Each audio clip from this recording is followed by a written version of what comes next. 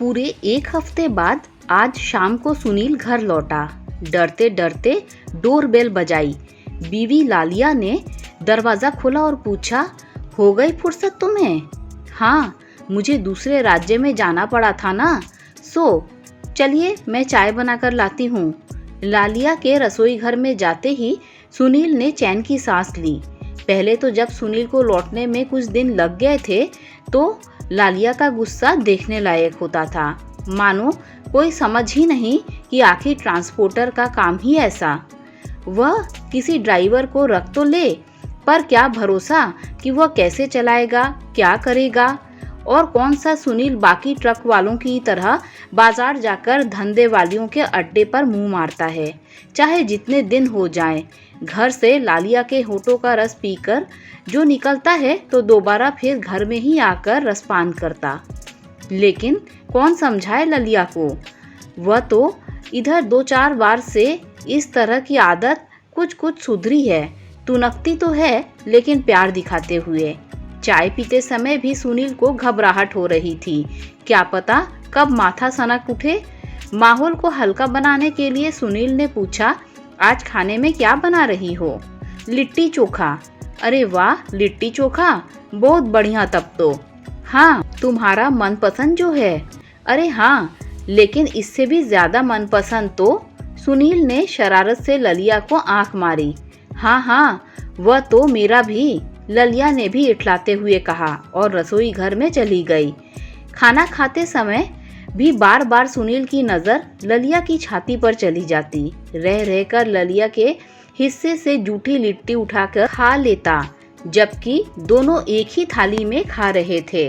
अरे, तुम्हारी तरफ इतना सारा रखा हुआ है तो मेरा वाला क्यों ले रहे हो? तुमने दांत से काट कर इसे और चटपटा जो बना दिया है। हटो, खाना खाओ पहले अपना ठीक से, तुम्हें मेहनत करनी है आगे। ललिया भी पूरे जोश में थी। दोनों ने भरपेट खाना खाया। ललिया बर्तन रखने चली गई और सुनील पिछवाड़े जाकर टहलने लगा। तभी उसने देखा कि किसी की चप्पलें पड़ी हुई थी। ये कुत्ते भी क्या क्या उठाकर ले आते हैं। सुनील ने झल्लाकर उन्हें लात मारकर दूर किया और घर में घुसकर दरवाज़ा बंद कर लिया। सुनील बेडरूम में पहुंचा तो ललिया टेलीविज़न देखती हुई मिली। वह मच्छरदानी लगाने लगा। दूध पिएंगे? ललिया ने पूछा। तो और क्या, बिना पिए ही रह जाएंगे? सुनील भी तपाक से बोला। ललिया ने सुनील का भाव समझकर उसे एक चपत लगाई और बोली, मैं भैंस के दूध की बात कर रही हूँ। ना ना, वह नहीं, मेरा पेट लिट्टी चोखा से भर गया है। सुनील ने कहा, चलो तो फिर सोया जाए। ललिया टेलीविज़न बंद करके मच्छरदानी में आ गई। बत्ती तक बुझाने का किसी को होश नहीं रहा। कमरा का दरवाज़ा भी खुला रह गया, जैसे उनको देखकर शर्मा रहा था। वैसे भी घर में उन दोनों के अलावा कोई और रहता नहीं था। सुबह 7 बजे सुनील की आंखें खुली तो देखा कि ललिया बिस्तर के पास खड़ी कपड़े पहन रही है। एक बार गले तो लग जाओ, सुनील ने नींद भरी आवाज़ में कहा। बाद में लग लेना, ज़रा जल्दी है मुझे बाथरूम जाने की। कहते हुए ललिया जैसे तैसे अपने बालों का जूड़ा बांधते हुए वहां से भाग गई। सुनील ने करवट बदली तो ललिया के अंदरूनी कपड़ों पर हाथ पड़ गया। ललिया के अंदरूनी कपड़ों की महक सुनील को मदमस्त कर रही थी। सुनील ललिया के लौटने का इंतजार करने लगा। तभी उसकी नज़र ललिया की पैंटी पर बने किसी दाग पर गई। उसका माथा अचानक से ठनक उठा। यह दाग तो सुनील की सारी नींद झटके में गायब हो चुकी थी। वह हड़बड़ा कर उठा और ध्यान से देखने लगा। पूरी पैंटी पर कई जगह वैसे निशान थे। ब्रा का मुआयना किया तो उसका भी वही हाल था। कल रात तो मैंने इनका इस्तेमाल ही नहीं किया। जो भी करना था सब तौलिए से। फिर ये, सुनील का मन खट्टा होने लगा। क्या उसके पीछे ललिया के पास कोई? क्या यही वजह है कि अब ललिया उसके कई दिनों बाद घर आने पर झगड़ा नहीं करती? नहीं नहीं, ऐसे ही अपनी प्यारी बीबी पर शक करना ठीक नहीं है। पहले जांच करा ली जाए कि ये दाग हैं किस चीज़ के। सुनील ने पैंटी को अपने बैग में रख लिया। तभी ललिया आ गई। आप उठ गए? मुझे देर लग गई थोड़ी। कोई बात नहीं कहकर सुनील बाथरूम में चला गया। जब वह लौटा तो देखा कि ललिया कुछ ढूंढ रही थी। क्या देख रही हो? मेरी पैंटी न जाने कहाँ गायब हो गई। ब्रा तो पहन ली मैंने। चूहा ले गया होगा। चलो नाश्ता बनाओ, मुझे आज जल्दी जाना है, सुनील ने उसको टालने के अंदाज में कहा। ललिया भी मुस्कुरा उठी। नाश्ता कर सुनील सीधा अपने दोस्त मुकेश के पास पहुंचा। उसकी पैथोलॉजी की लैब थी। सुनील ने मुकेश को सारी बात बताई। उसकी सांसें घबराहट के मारे तेज होती जा रही थी। अरे अपना हार्ट फेल करा के अब तू मर मत, मैं चेक करता हूँ।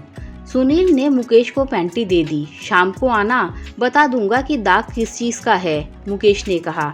सुनील ने रजामंदी में सिर हिलाया और वहां से निकल गया। दिन भर पागलों की तरह घूमते घूमते शाम हो गई। न खाने का होश न पीने का। वह धड़कते दिल से मुकेश के पास पहुंचा। क्या रिपोर्ट आई? मुकेश ने भरे मन से जवाब दिया, यार दाग तो वही है जो तू सोच रहा है, लेकिन अब इससे किसी फैसले पर तो। सुनील जस का तस खड़ा रह गया। मुकेश उसे समझाने के लिए कुछ कुछ बोले जा रहा था, लेकिन उसका माथा तो जैसे सुन्न हो चुका था। सुनील घर पहुंचा तो ललिया दरवाजे पर खड़ी मिली। कहाँ गायब थे दिन भर? ललिया परेशान होते हुए बोली। किसी से कुछ काम था, कहता हुआ सुनील सिर पकड़कर पलंग पर बैठ गया। तबीयत तो ठीक है ना आपकी? ललिया ने सुनील के पास बैठकर उसके कंधे पर हाथ रखा। सिर में बहुत तेज दर्द हो रहा है। बैठिए, मैं चाय बनाकर लाती हूँ, कहते हुए ललिया रसोई घर में चली गई। सुनील ने ललिया की पैंटी को गद्दे के नीचे दबा दिया। चाय पीकर वह बिस्तर पर लेट गया। रात को ललिया खाना लेकर आई और बोली, अब आप मुझे भी मार देंगे, बताओ तो सही क्या हुआ? ज्यादा दिक्कत है तो चलो डॉक्टर के पास ले चलती हूँ। कुछ बात नहीं, बस एक बहुत बड़े नुकसान का डर सता रहा है, कहकर सुनील खाना खाने लगा। अपना ख्याल रखो, कहते हुए ललिया सुनील के पास आकर बैठ गई। सुनील सोच रहा था कि ललिया का जो रूप अभी उसके सामने है वह उसकी सच्चाई है या जो आज पता चली वह है। खाना खत्म करके वह छत पर गया। ललिया नीचे खाना खाते हुए आंगन में बैठे उसे ही देख रही थी।